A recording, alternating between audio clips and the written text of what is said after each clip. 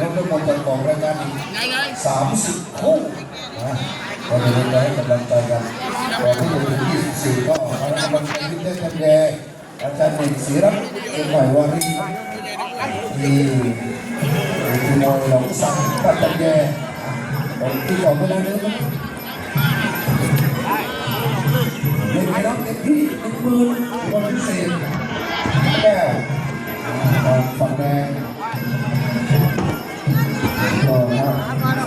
ขาก่อนฐานล่างก่อนฐานล่างก่อนขาวสังเกตง่ายเอาให้ยุบเลยขาก่อนขวาเป็นทั้งคู่แม่ขาการเลยเอาเลยอยู่ใกล้เอาใกล้ย่างเอาใกล้เก็บก่อนออกมาก่อนค่อยเตะ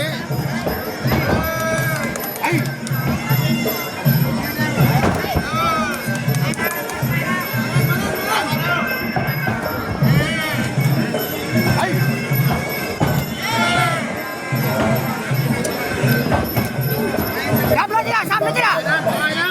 ทำเลยเนี่ยทำเลยเอาเลยทำเลย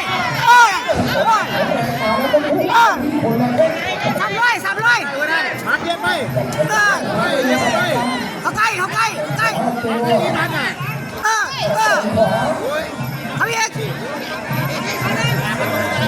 กดเลยอย่าถอยเก็บใส่ไป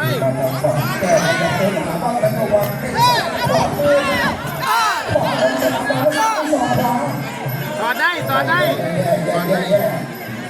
ของแรงมาตั้งแต่ยกแรกเตะมือขายิบบ้าง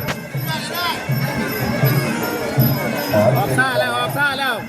เห็นล่ะขวาของฉลามดำจับมาใกล้ๆเอาไปใกล้ๆวันนั้นเขาเน่าเลยยกที่งานสักพื้นวงอะไรสิงานอัศวินมือถือนะคนที่สองเดี๋ยวขาก็ติดสีสะเกดทุกคนแล้ว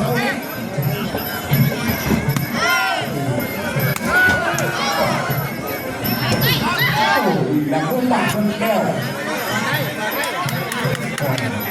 ขอบคุณก่อนกองแก้วกองในนันเดินชมไปแล้วแก้วอัศวินมือถืออัศวินมือถือคุณหลานถ้าพุ่งพวงก็แต่แก้วรองพี่ถ้าพวกเราแก้วอะไรแก้วแก้ว40 ปีเอาขาก่อนทีมโปรโมเตอร์ครับค่าตัวอยู่จุดไหนค่าตัวแก้ด้วยนะคุณพิชัยศรีที่ขายบัตรครับโอ้โหตรงหน้าช่องเลยจะได้ดี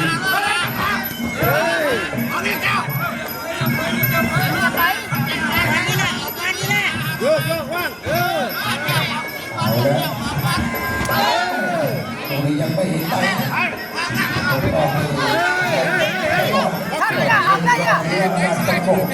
มันก็ไม่ดีเลยแต่ไว้ข้างครับรูปร่างตัวหรือว่าผมได้บล็อกจ้องเลยทีเดียวอาจารย์แอร์เลยอาจารย์ที่สังคมพระแต่สังคมท้ายกันด้วยแต่ว่านี่มีอาวุธคนเป็นแค่แต่ผู้นี้มาได้ใหญ่สังเกตนะ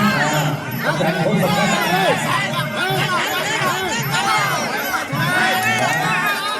เดินจะโดดเกมไหนเลย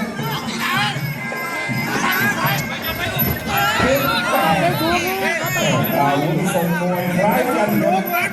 จินตนาการออกแม็กซ์กันตายไปสิบปากแล้วก็รถที่2นี่เป็นทำแล้วรับจึงเทศบาลการเมืองไทยวันนี้ก็เลยลูกกระดิ่งยังอยู่นะ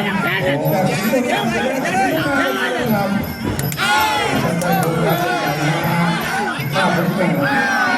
คุณก็ไปย้ายแล้วก็มองครับไป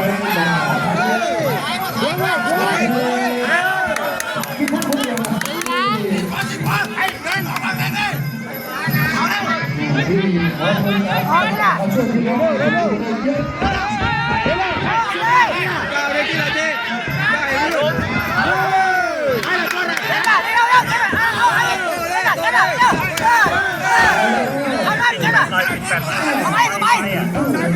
ติดไม่ได้ ชี้จังหวะใครอยู่ในหลงที่จะเจอแล้วเล็งเขาก็ไม่เห็นจะเล่น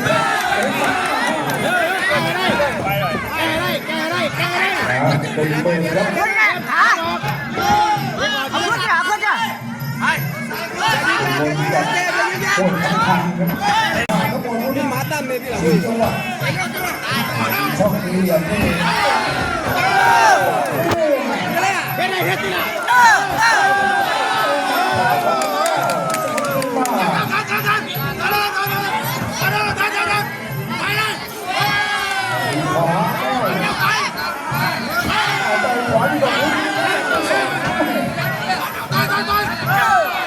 สายจิตบังสาย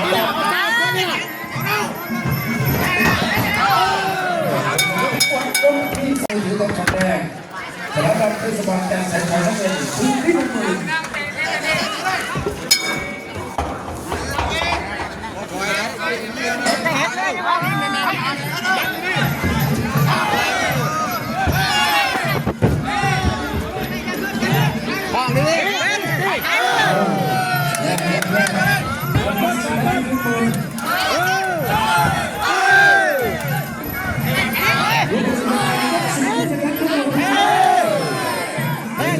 เอาลูกศิษย์ได้มา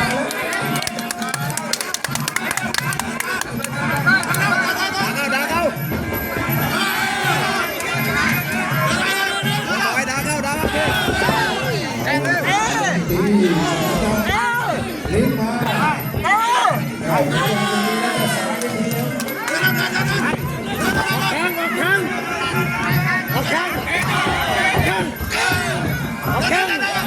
ตัวนี่ล่ะ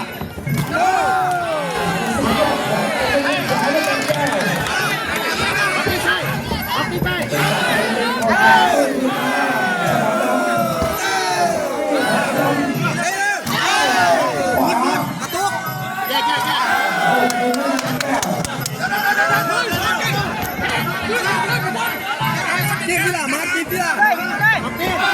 โอเค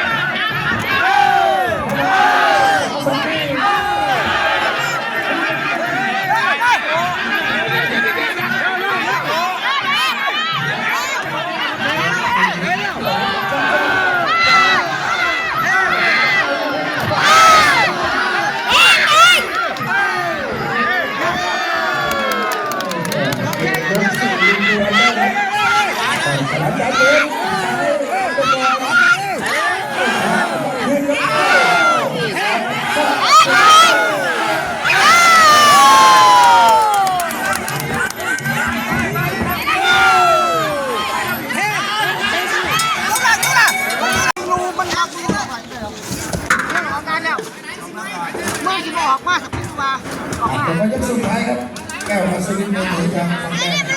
และเป็นฉลากรับเทศบาลการแสนชัยที่10,000ทิ้งดำเตะใส่เลยเด้อ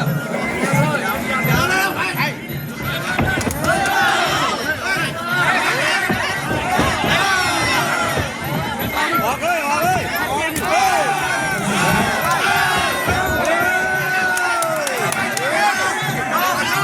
โยกเคน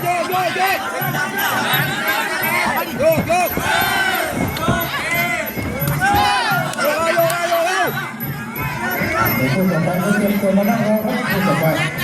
เป็นทีมใหญ่เอา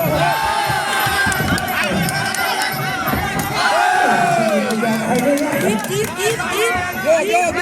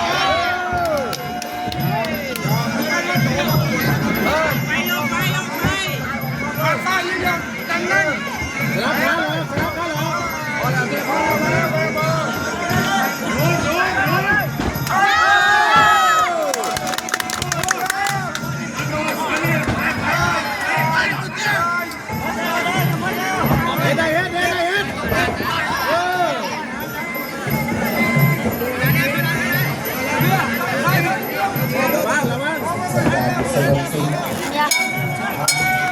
คนเป็นสุดท้ายแล้ว